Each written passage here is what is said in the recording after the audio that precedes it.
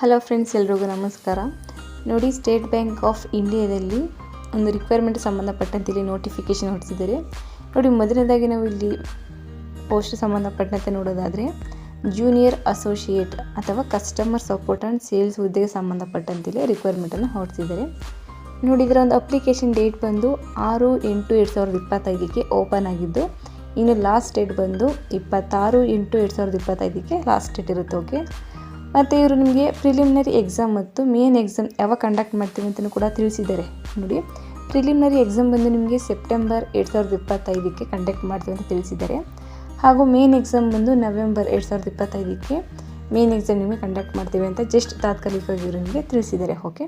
Okay, ನಂತರ vacancy ಸಂಬಂಧಪಟ್ಟಂತೆ ನೋಡೋದಾದರೆ ಇಲ್ಲಿ ನೀವು ನೋಡ್ಬೋದು ಸ್ಟೇಟ್ ವೈಸಲ್ಲಿ ಯಾವ್ಯಾವ ಸರ್ಕಲಲ್ಲಿ ಎಷ್ಟೆಷ್ಟು ವೇಕೆನ್ಸಿ ಇದೆ ಅಂತ ಕೊಟ್ಟಿದ್ದಾರೆ. ನಾವು ಬೆಂಗಳೂರಲ್ಲಿ ನೋಡೋದಾದರೆ ಕರ್ನಾಟಕದ ಬೆಂಗಳೂರಲ್ಲಿ 270 ವೇಕೆನ್ಸಿನ ಇವರು ಕನ್ಫರ್ಮ್ ಮಾಡಿದ್ದಾರೆ. ಓಕೆ, ಸೊ ಕ್ಯಾಟಗರಿ ವೈಸಲ್ಲೂ ಕೂಡ ಇವರು ಡಿವೈಡ್ ಮಾಡಿ ಕೊಟ್ಟಿದ್ದಾರೆ. ನೀವು ಬೇಕು ಅಂದರೆ ವೀಡಿಯೋನ ಪಾಸ್ ಮಾಡಿ ನೋಡ್ಕೋಬೋದು. ಜಸ್ಟ್ ನಾನು ನಮ್ಮ ಕರ್ನಾಟಕದ ಹೇಳ್ತಾ ಇದ್ದೀನಿ. ಹಾಗೂ ಟೋಟಲ್ ವೇಕೆನ್ಸಿ ಬಂದು 5180 ವೇಕೆನ್ಸಿನ ಇವರು ಕನ್ಫರ್ಮ್ ಮಾಡಿದ್ದಾರೆ. ಓಕೆ, ಸೊ ಇದಿಷ್ಟು ವೇಕೆನ್ಸಿ ಸಂಬಂಧಪಟ್ಟಂತೆ ಮಾಹಿತಿಯಾಗಿರುತ್ತೆ. ನಂತರ ಏನು ಎಜುಕೇಷನ್ ಕ್ವಾಲಿಫಿಕೇಷನ್ ಆಗಿರಬೇಕು ಅಂತ ನೋಡೋದಾದರೆ ಅಂಗೀಕೃತ ವಿಶ್ವವಿದ್ಯಾನಿಲಯದಿಂದ ಪದವಿಯನ್ನು ಮಾಡಿರೋರು, ಎನಿ ಡಿಗ್ರಿ, ಓಕೆ, ಡಿಗ್ರಿ ಮಾಡಿರೋರು ನೀವು ಇದಕ್ಕೆ ಅಪ್ಲಿಕೇಶನ್ ಹಾಕ್ಬೋದು. ಓಕೆ, ನಂತರ ಏಜ್ ಲಿಮಿಟ್ ನೋಡೋದಾದರೆ ಮಿನಿಮಮ್ ಅಂದರೆ 20 ವರ್ಷ ಆಗಿರಬೇಕು, ಮ್ಯಾಕ್ಸಿಮಮ್ 28 ವರ್ಷದ ಒಳಗಡೆ ಇರೋರು ನೀವು ಇದಕ್ಕೆ ಅಪ್ಲಿಕೇಶನ್ ಹಾಕ್ಬೋದು. ಓಕೆ, ನಂತರ ಇಲ್ಲಿ ನಿಮಗೆ ಏಜ್ ರಿಲ್ಯಾಕ್ಸೇಷನ್ ಕೂಡ ಇರುತ್ತೆ. ನೀವು ಇಲ್ಲಿ ನೋಡ್ಕೋಬೋದು. OBC ಅವರಿಗೆ 3 ಇಯರ್ಸ್ ಇರುತ್ತೆ, SC/ST ಅವರಿಗೆ 5 ಇಯರ್ಸ್ ಇರುತ್ತೆ. ಇನ್ನು ಜನರಲ್ ಮತ್ತು EWS ಅಲ್ಲಿ PWBD ಕ್ಯಾಂಡಿಡೇಟ್ ಅವರಿಗೆ 10 ಇಯರ್ಸ್ ಇರುತ್ತೆ. ಇನ್ನು OBCಯಲ್ಲಿ ಬರುವಂತಹ PWBD ಕ್ಯಾಂಡಿಡೇಟ್ ಅವರಿಗೆ 13 ವರ್ಷ ಏಜ್ ರಿಲ್ಯಾಕ್ಸೇಷನ್ ಇರುತ್ತೆ. ಇನ್ನು SC/ST ಬರುವಂತಹ PWBD ಕ್ಯಾಂಡಿಡೇಟ್ ಅವರಿಗೆ 15 ಇಯರ್ಸ್ ಅಷ್ಟು ನಿಮಗೆ ಏಜ್ ರಿಲ್ಯಾಕ್ಸೇಷನ್ ಇರುತ್ತೆ. ಓಕೆ, ಎಕ್ಸ್ ಸರ್ವಿಸ್ ಮ್ಯಾನ್ ಮತ್ತು ಡಿಸೇಬಲ್ಡ್ ಎಕ್ಸ್ ಸರ್ವಿಸ್ ಮ್ಯಾನ್ಗೆ ಇಲ್ಲಿ 3 ಇಯರ್ಸ್ ಅಷ್ಟು ನಿಮಗೆ ಏಜ್ ರಿಲ್ಯಾಕ್ಸೇಷನ್ ಇರುತ್ತೆ. ಓಕೆ, ಇದಿಷ್ಟು ಏಜ್ ಲಿಮಿಟ್ ಸಂಬಂಧಪಟ್ಟಂತೆ ಮಾಹಿತಿಯಾಗಿರುತ್ತೆ. ಓಕೆ, ನಂತರ ನಿಮ್ಮ ಒಂದು ಆಯ್ಕೆ ಪ್ರಕ್ರಿಯೆ ಹೇಗಿರುತ್ತೆ ಅಂತ ನೋಡೋದಾದರೆ ಮೊದಲನೇ ಹಂತದಲ್ಲಿ ನಿಮಗೆ ಇಲ್ಲಿ ಪ್ರಿಲಿಮಿನರಿ ಎಕ್ಸಾಮನ್ನು ಇವರು ನಿಮಗೆ ಕಂಡಕ್ಟ್ ಮಾಡ್ತಾರೆ. ಪ್ರಿಲಿಮಿನರಿ ಎಕ್ಸಾಮ್ ಸ್ಟ್ರಕ್ಚರ್ ಹೇಗಿರುತ್ತೆ ಅಂತ ನೋಡೋದಾದರೆ ಇಂಗ್ಲೀಷ್ ಲ್ಯಾಂಗ್ವೇಜಿಗೆ ಸಂಬಂಧಪಟ್ಟಂತೆ ಇದು ನಿಮಗೆ ಇಂಗ್ಲೀಷ್ ಲ್ಯಾಂಗ್ವೇಜಲ್ಲಿ ಇರುತ್ತೆ. 30 ಕ್ವಶನ್ ಇರುತ್ತೆ, 30 ಮಾರ್ಕ್ಸ್ ಇರುತ್ತೆ, 20 ಮಿನಿಟ್ಸ್ ನಿಮಗೆ ಡ್ಯೂರೇಷನ್ ಇರುತ್ತೆ. ನಂತರ ನ್ಯೂಮೆರಿಕಲ್ ಎಬಿಲಿಟಿ ಸಂಬಂಧಪಟ್ಟಂತೆ ಇದು ನಿಮಗೆ ಲೋಕಲ್ ಲ್ಯಾಂಗ್ವೇಜಲ್ಲಿ ಅಂದರೆ ಕನ್ನಡ ಲ್ಯಾಂಗ್ವೇಜಲ್ಲಿ ಕೂಡ ನಿಮಗೆ ಎಕ್ಸಾಮ್ ಇರುತ್ತೆ. ಇದು 35 ಕ್ವಶನ್ ಇರುತ್ತೆ, 35 ಮಾರ್ಕ್ಸ್ ಇರುತ್ತೆ, 20 ಮಿನಿಟ್ಸ್ ನಿಮಗೆ ಟೈಮ್ ಇರುತ್ತೆ. ನಂತರ ರೀಸನಿಂಗ್ ಎಬಿಲಿಟಿಗೆ ಸಂಬಂಧಪಟ್ಟಂತೆ ಇದು ನಿಮಗೆ ಕನ್ನಡ ಲ್ಯಾಂಗ್ವೇಜಲ್ಲಿ ಇರುತ್ತೆ. 35 ಕ್ವಶನ್ ಇರುತ್ತೆ, 35 ಮಾರ್ಕ್ಸ್ ಇರುತ್ತೆ, 20 ಮಿನಿಟ್ಸ್ ನಿಮಗೆ ಡ್ಯೂರೇಷನ್ ಇರುತ್ತೆ. ಸೊ ಟೋಟಲಾಗಿ 100 ಕ್ವಶನ್ ಇರುತ್ತೆ, 100 ಮಾರ್ಕ್ಸ್ ಇರುತ್ತೆ, 1 ಅವರ್ ನಿಮಗೆ ಟೈಮ್ಸ್ ಇರುತ್ತೆ. ಓಕೆ, ಮತ್ತು ಇಲ್ಲಿ ನಿಮಗೆ ನೆಗೆಟಿವ್ ಮಾರ್ಕ್ಸ್ ಕೂಡ ಇರುತ್ತೆ.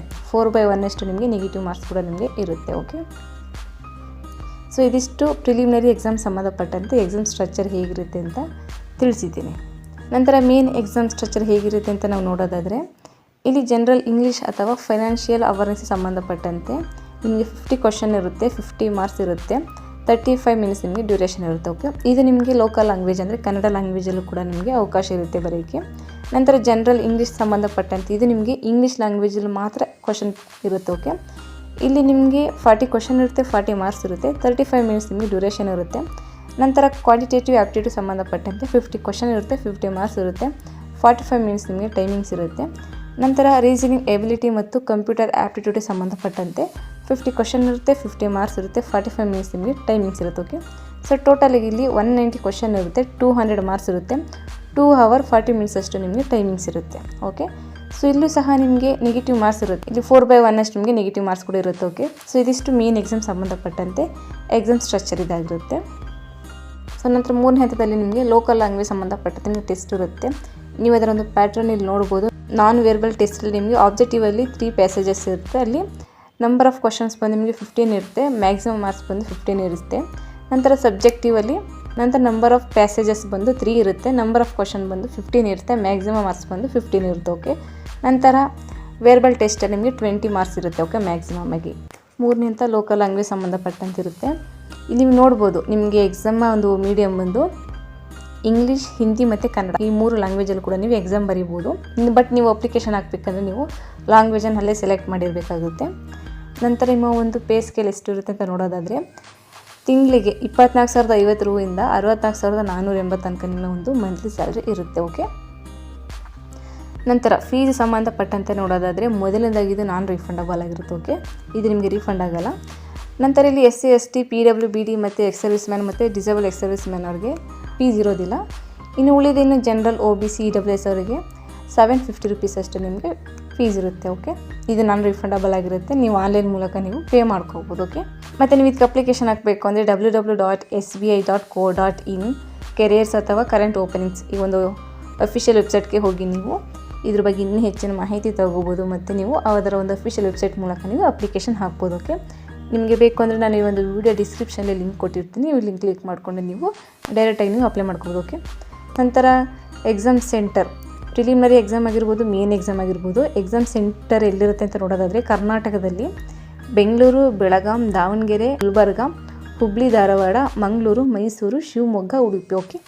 ಓಕೆ, ಸೊ ಇಷ್ಟು ಡಿಸ್ಟಿಕ್ಕಲ್ಲಿ ನಿಮಗೆ ಕರ್ನಾಟಕದಲ್ಲಿ ಎಕ್ಸಾಮ್ ಸೆಂಟರ್ ಇರುತ್ತೆ. ನಿಮ್ಗೆ ಯಾವುದು ನಿಯರೆಸ್ಟ್ ಆಗಿರುತ್ತೆ ಅದನ್ನು ನೀವು ಪ್ರಿಫರೆನ್ಸ್ ಕೊಟ್ಕೋಬೋದು. ಓಕೆ, ಸೊ ಇದಿಷ್ಟು SBIಲಿ ರಿಕ್ವೈರ್ ಮಾಡಿರುವಂತಹ ಜೂನಿಯರ್ ಅಸೋಸಿಯೇಟ್ ಅಥವಾ ಕಸ್ಟಮರ್ ಸಪೋರ್ಟ್ ಮತ್ತು ಸೇಲ್ಸ್ ಹುದ್ದೆಗೆ ಸಂಬಂಧಪಟ್ಟಂತೆ ಮಾಹಿತಿ ಆಗಿರುತ್ತೆ.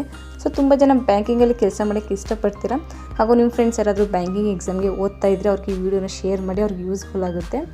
ಹಾಗೂ BCom BSc ಅಥವಾ ಏನೇ ಡಿಗ್ರಿ ಮಾಡಿರೋರಿಗೆ ಇದನ್ನು ಶೇರ್ ಮಾಡಿ, ಯೂಸ್ಫುಲ್ ಆಗುತ್ತೆ ಅಂತ ಹೇಳ್ತಾ ಅವರು ಕೂಡ ನೋಡಲಿ, ಅವರು ಕೂಡ ಅಪ್ಲೈ ಮಾಡಲಿ ಅಂತ ಹೇಳ್ತಾ, ಹೀಗೆ ಹೆಚ್ಚಿನ ಜಾಬ್ ಅಪ್ಡೇಟ್ಸ್ಗಳಿಗಾಗಿ ನಮ್ಮ ಯೂಟ್ಯೂಬ್ ಚಾನಲ್ ಸಬ್ಸ್ಕ್ರೈಬ್ ಮಾಡಿ ಸಪೋರ್ಟ್ ಮಾಡಿ ಫ್ರೆಂಡ್ಸ್. Thank you.